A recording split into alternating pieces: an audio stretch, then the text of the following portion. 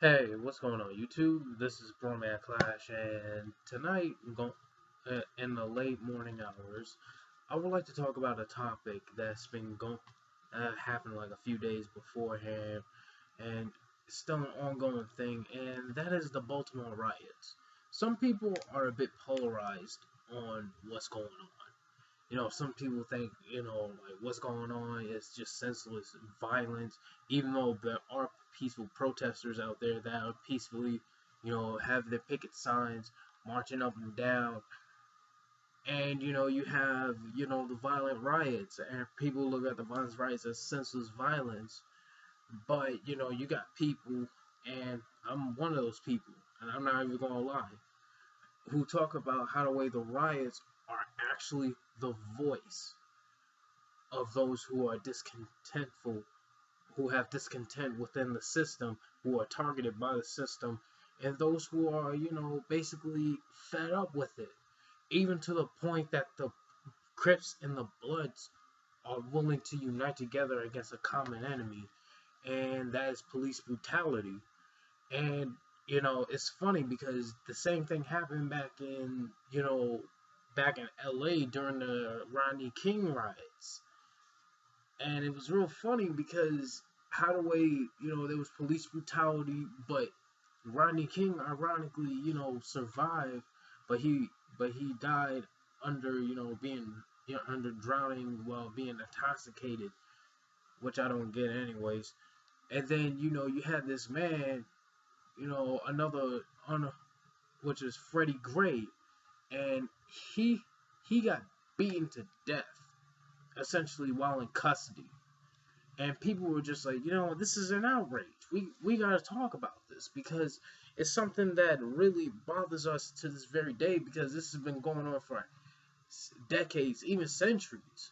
Like two or three, like a century or two ago. I mean, we had our people getting lynched.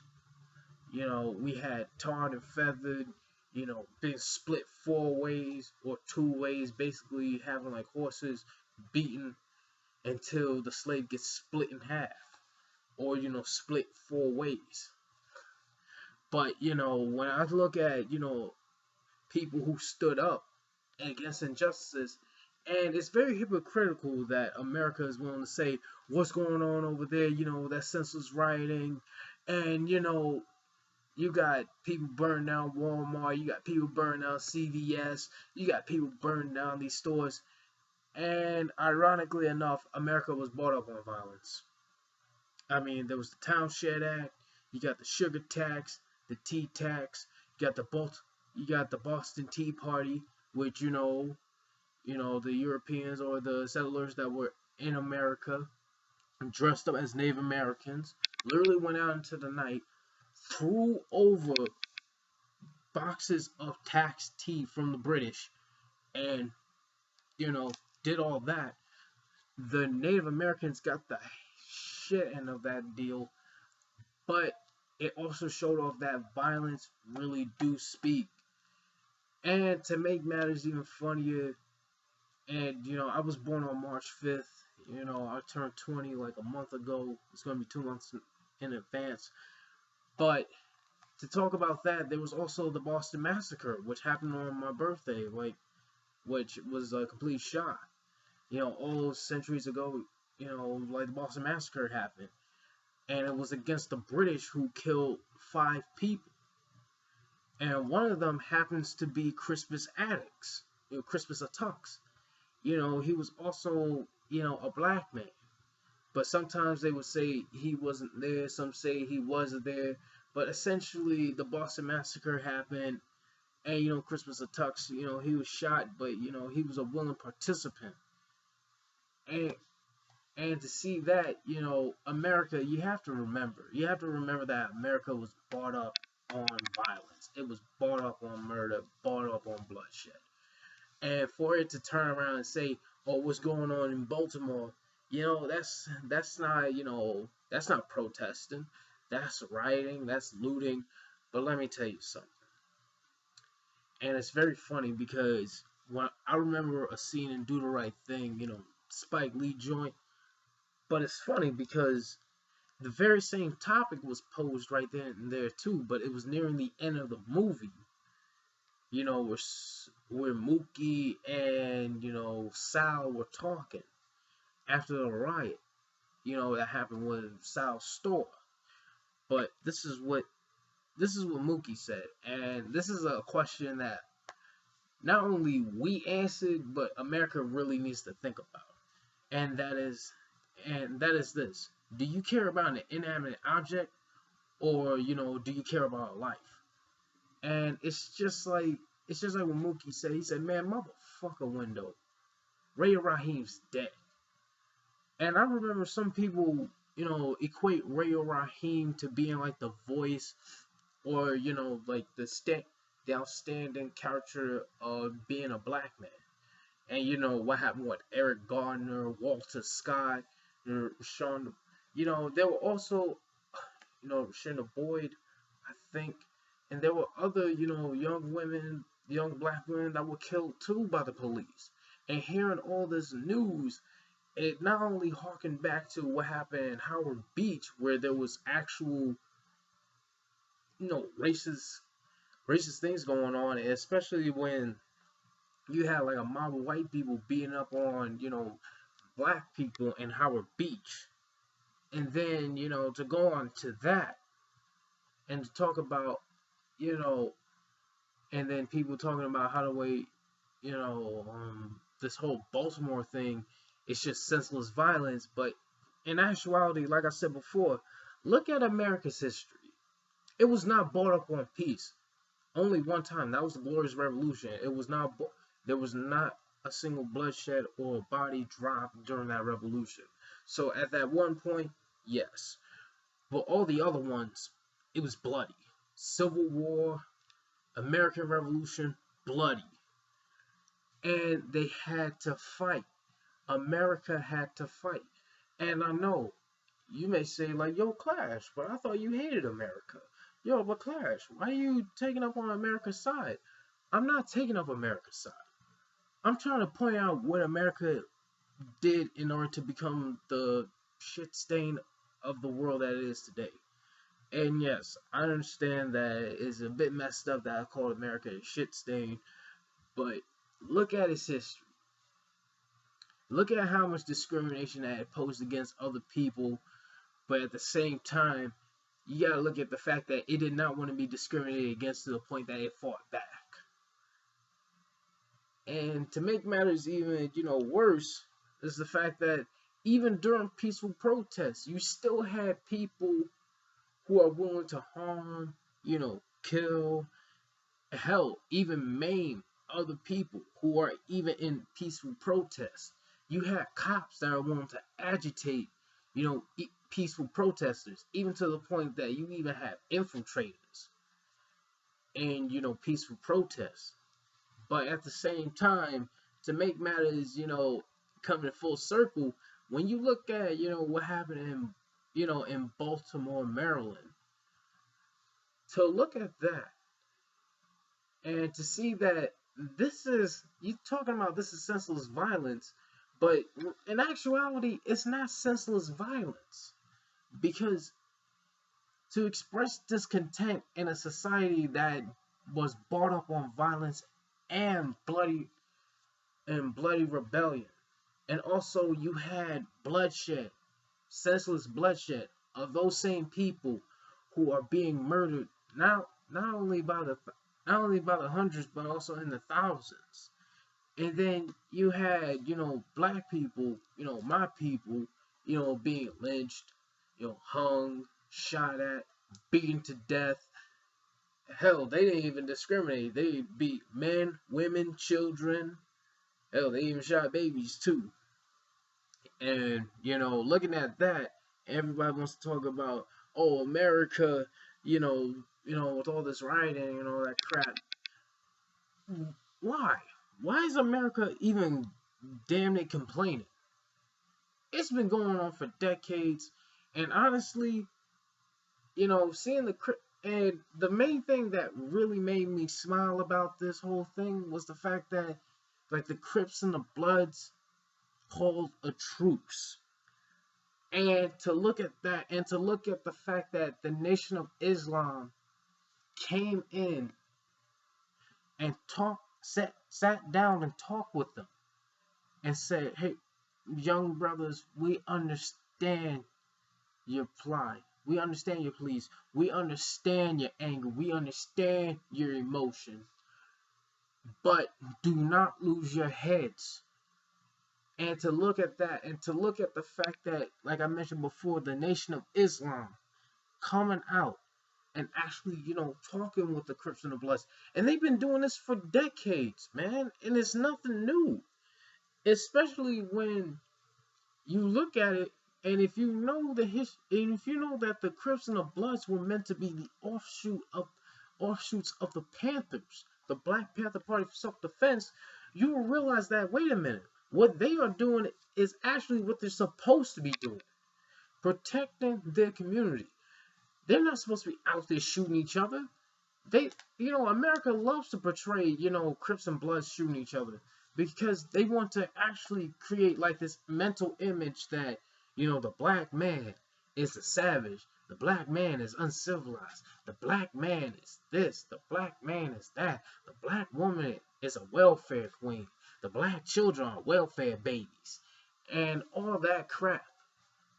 And people are fed up with the stereotype. They're fed up with like their own men getting killed, women getting beaten and killed. Honestly, the emotions right there, the historical scars are showing. Man, enough with like showing off makeup and all that shit, man. They're not going to tolerate that anymore. Because you know why? Because honestly, I can't blame them. And I'm in support of them. Baltimore and Florida. When I look at those two states, well, even though they're like, yeah, Florida's a state, Maryland. When I look at what happened, I think it was down in Miami. No, not Miami. It was down in Florida, and what happened in Baltimore. When I look at those two incidences and how the way they stood up and said, "You know what, man, enough is enough. We're going to protest." And when it comes right down to it, when they were agitated more than enough, they stood up and said, "You know what, man, fuck this. We are going to riot to express our discontent. If you can't handle the fact that we were peaceful to you and you were willing to watch us, even some of you infiltrated our way of being peaceful, then we're going to have to be violent." And I said this before. I even said it to my mom. We can learn from those two. And compared to us, New York, and I know I'm going to garner a lot of hate. And, I was born in New York, but honestly, my heart is in Africa. And they say, your heart is where your home is where your heart is at. And my heart is with my people. But aside from that, I'm going to keep it real. I'm going to keep it right.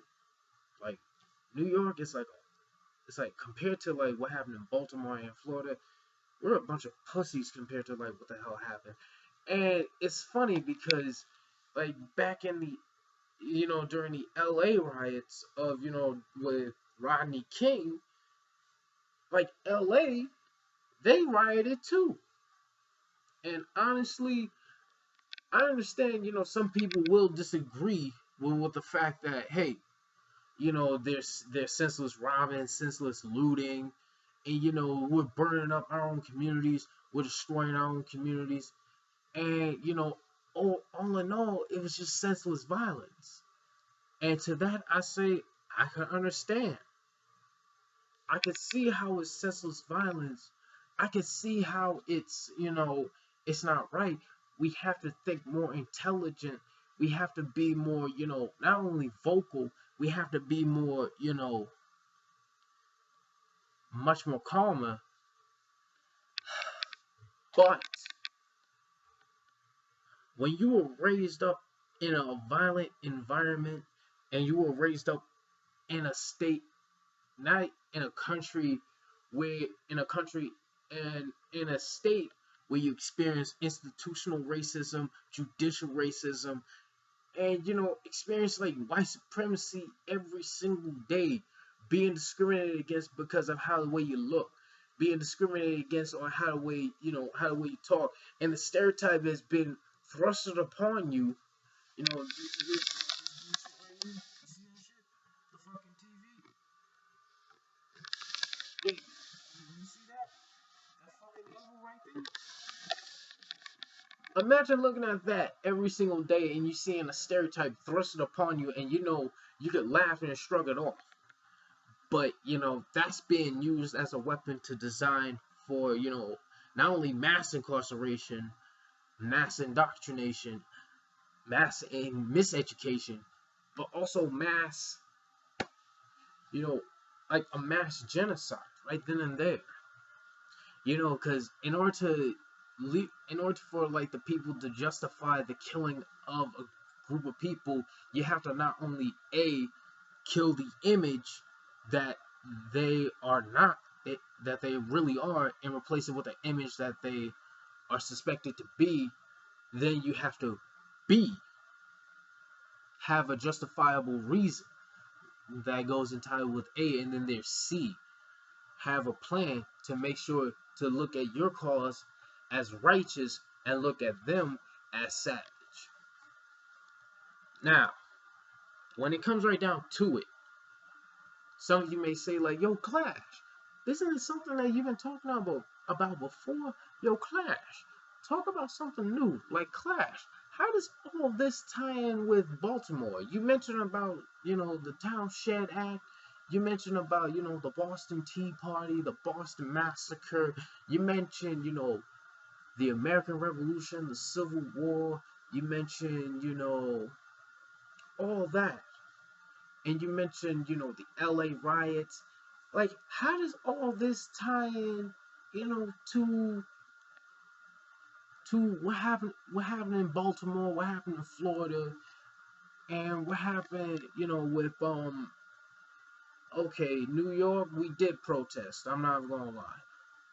What happened with, the protests in New York? And what happened with Tamar Rice? What happened with the young black woman? And I know, and for all those questions, I say, I'm sorry if I can't remember the names.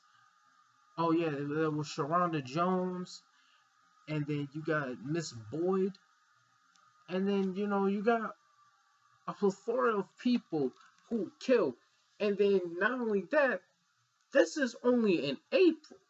The year is only like 4 months in, and this shit's happening. It's gonna be 5 months in, and it's still not gonna stop. And to look at that, and to look at the fact that, the Crips and the Bloods are coming together. And the news saw that, and they were just like, "Yo, let's show rioting. Let's show all this crap." And then we're starting to get wiser, and we're starting to realize, like, wait a minute, no, why should we believe you? And just like what Malcolm X once said, be careful. The media is the most powerful entity that is known, because they're going to have the oppressor looking like the oppressed, and you're going to start hating the oppressed because the media has gotten them look like the oppressor. And to make matters even, funnier, how could you, describe, like what's been boiling down in the surface, and then now it's coming back up? Honestly, I can't blame them for rioting. I can't blame them for what's going on. Honestly, for all it's worth, they have every right to riot. And I'm in full support of it. Because you know why? Because I understand not only the emotion, but also the history. The history of discrimination. The history of, intentional judicial segregation. And funny enough, we want to talk about how, they're burning down, Walmart's, CVS. I understand, there's some medicine there too. But honestly, I'm gonna keep it real. I'm gonna keep it right, and it's just like I mentioned before about "Do the Right Thing" by Spike Lee. And I remember I was listening to like a commentary, and Joie Lee mentioned that upon its like after its release, people were questioning like, what happened, with Ray Rahim, and what happened with South Store. Some people were polarized on the fact that Ray Rahim's life was lost, and then some people were just like, "Yo, a business was burnt down," and then that made I hung on to that, and I was like, what, like 14, 15 years old, probably, yeah, 14, 15, watching Do the Right Thing, and I remember that. But then here comes like 5 or 6 years later, and to remember that commentary that Miss Joie Lee, may she, live healthy. She looks lovely, by the way, and ignoring that, but talking about that and how the way she mentioned that question, and how the way some people were focusing on an inanimate object, a business. A business can be built back up and can be fortified and stronger. But when it comes right down to a life, you can never replace that life. No matter how hard you try, you can't replace the spirit. You can't replace the originality. You can't replace the fact that that is one soul that can never be replicated. And that's the same. And when I look at, Do the Right Thing, which is going to be 30 years old, if I'm correct, in 4 more years. And this is the, what? Not the 20th. Yeah. Yeah, this should have, yeah, last year was the 25th anniversary since it came out. But it still posed a question on, like, yo, are people seriously caring about inanimate objects? And people always want to talk about, yo, Black Lives Matter, all lives. Like, they come in and say, like, oh, yeah, why you want to talk about Black lives? All lives should matter. Let me tell you something. If that was the case, then how come I didn't hear you talk about what happened in Baltimore and understanding their emotion? How come I didn't hear you talk about Freddie Gray's death? How come I didn't hear you talk about, Sharona Jones's death? How come I didn't hear you talk about Mrs. Boyd's death? How come I didn't hear you talk about, the little girl that was shot up in her own home? How come I didn't hear you talk about, all these other victims that were shot and brutalized by the police? But yeah, you want to talk about all lives matter. It seems as if it's not all lives matter. It only seems as if you only care about your own damn life, so you can look good in front of other people. And to make matters, even, I understand I curse a lot in this compared to my other videos, but honestly, when I look at, and I mentioned before about the Crips and the Bloods uniting for this one cause, and it harkens back to what I mentioned before, the Rodney King riots, and how the way that was nothing new.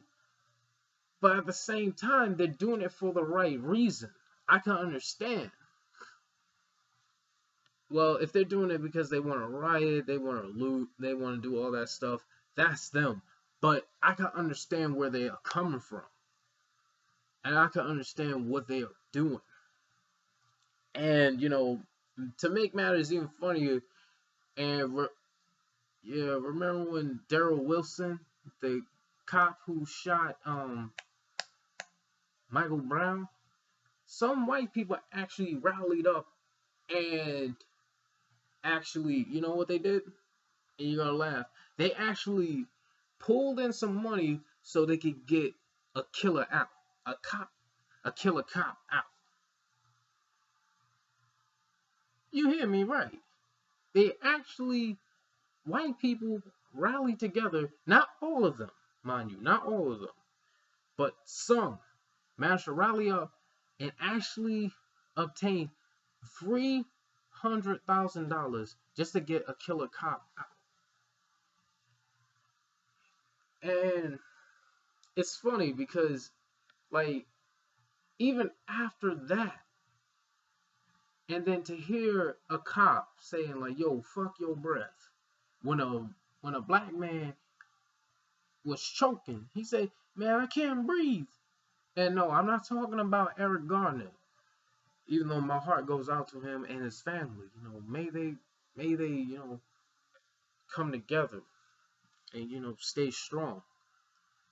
But it was a separate incident, and when that happened, a cop said, "Yo, fuck your breath." And we want to talk about what's the state of justice. Look at the police, and then if you look at the police, you can look at the system, you can look at the law system, you can look at the judicial system. You realize that it's all fucked up to the point that they want to talk about all lives matter. They're not talking about all lives matter. They only just care about their life so they can look good in front of other people. And cops are no different. Even though I know, like I said before, there are some good cops. I'm not gonna overlook that fact. But at the same time, the good cops that do nothing are secretly in league with the bad cops. So essentially, it's just like what the old quote goes: when a good man does nothing when evil is around, then that is evil enough. So, in essence, when good cops do nothing, even if it means being discriminated against your own comrades, that means you're unwillingly taking part in evil.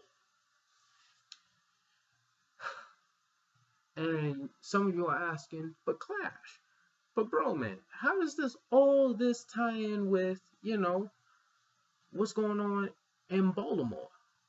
Easy. Because this has been going on, like I mentioned before, for centuries and decades. And I gave you examples. Even though they were from different places, but they all connect.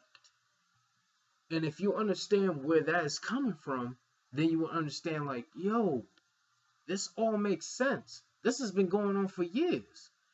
I understand the emotion. I can understand, the outcry. I may not be a rioter, but I am willing to talk about this topic because it's very important. And if you don't talk about topics like this, and you don't deal with it in a historical context, and you don't deal with it in a historical, and not only in an intellectual way, see, look, sometimes the emotion can be understood, but the intellectual way is very important. You gotta deal with it with a historical context. Well, sometimes personal, but you gotta deal with it in a social context as well. You gotta deal with it in a law, in a judicial, and you gotta deal with it in a law state context. You can't just say, "Oh yeah, look at the emotion," and ignore what was going on underneath. And I remember I said this once before, and some of you will disagree with me, and that's cool. But behind nearly every black problem in America, there was always a white hand pushing the problem. CIA, FBI, pushing drugs into the community, and bringing gangs that were meant to help the community, because the original intent of the Crips and the Bloods were actually to help and serve the community, because they were offshoots of the Panthers. And what the Black Panthers doing? They would help protecting and serving the community. And you got a gang, Look at this, they got resources right there. We gotta push them out of the community. But let me tell you how we're gonna do it. Either we just plant drugs into the community, we kill some gangsters here and there, we pose as the gang, but we pose as the opposite gang, and then we say, "Oh yeah, the Bloods did this, the Crips did that," and then start a whole gang war that's been going on for years, and start a whole riot, start a whole bunch of craziness going down right then and there.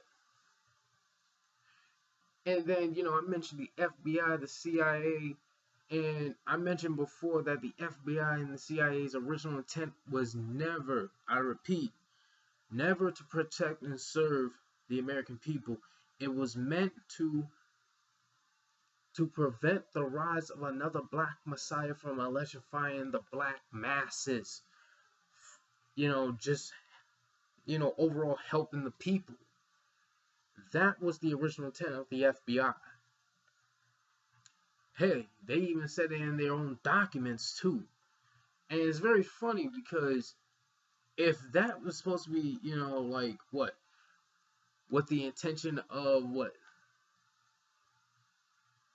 The intention of, those that are meant to secure and help protect the community, not the community, but help protect the citizens of, America. But honestly, if you want my honest opinion, they just do that just so they could look good in front of the world, but look, but do devilish things in the inside. And it's just like what Minister Louis Farrakhan once said, and I'll never forget it. He said that America is just like a golden chalice. It looks beautiful on the outside, gold, jewel encrusted, and it looks very lovely. But once in the inside, it's an abomination. And to look at that, and to look at how the way, even though it looks like a land of equal opportunity, look, that word opportunity, equal opportunity.